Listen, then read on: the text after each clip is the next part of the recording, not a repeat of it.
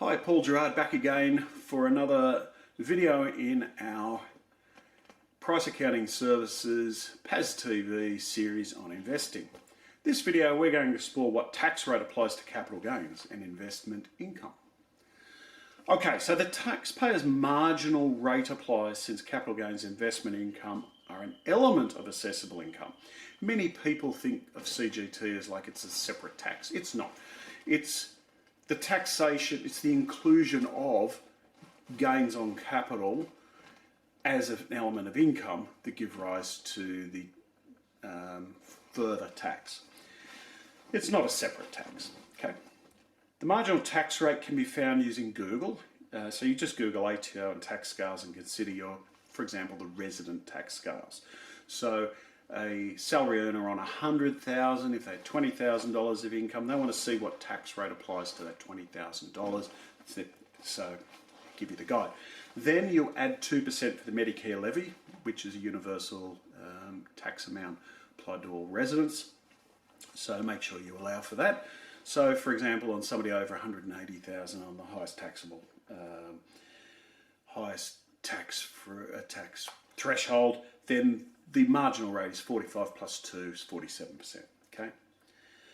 So a taxpayer with total assessable income and salary of 100 plus 100 grand gain will face a marginal rate of between 39 and 47% as they straddle two tax thresholds, two tax brackets, okay? Just bear in mind, some people say, oh, I'm going to pay 47% of my capital gain. Okay, let's clear up a misconception immediately. Let's assume for the first part that the taxpayer does have a marginal tax rate of 47%, but that the gain is also subject to a 50% discount.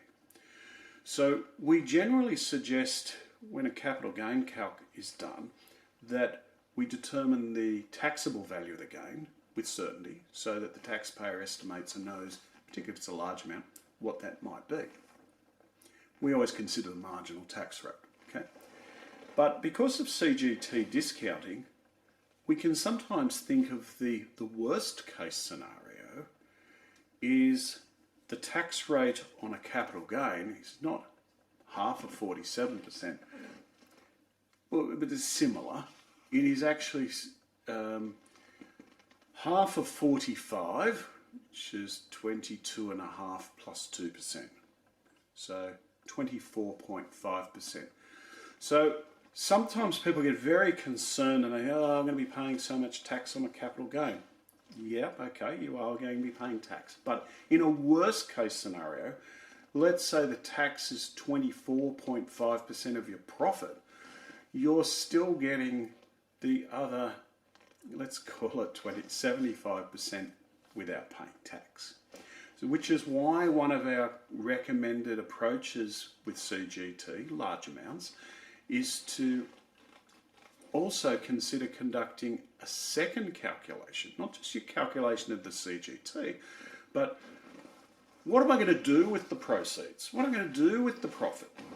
So for example, if you sell a property and you end up with the sale price, less the tax, less paying out your loan, what are you doing with that net equity? And that's sometimes a better way to look at it. And then you end up saying, well, hang on, I'm going to give $300,000, for example, of net equity that I'm going to then pay off my own home loan, and I'm not going to then pay a home loan. That's a more positive way to look at the inevitability of tax on CGT. So I hope that's helped guide you on the issues around what tax rate applies to CGT. Okay, so hope you enjoy another one of our videos, and if you've got any questions at any time, just do drop us a client email or consider watching other videos in this series or one of our other channels. Cheers.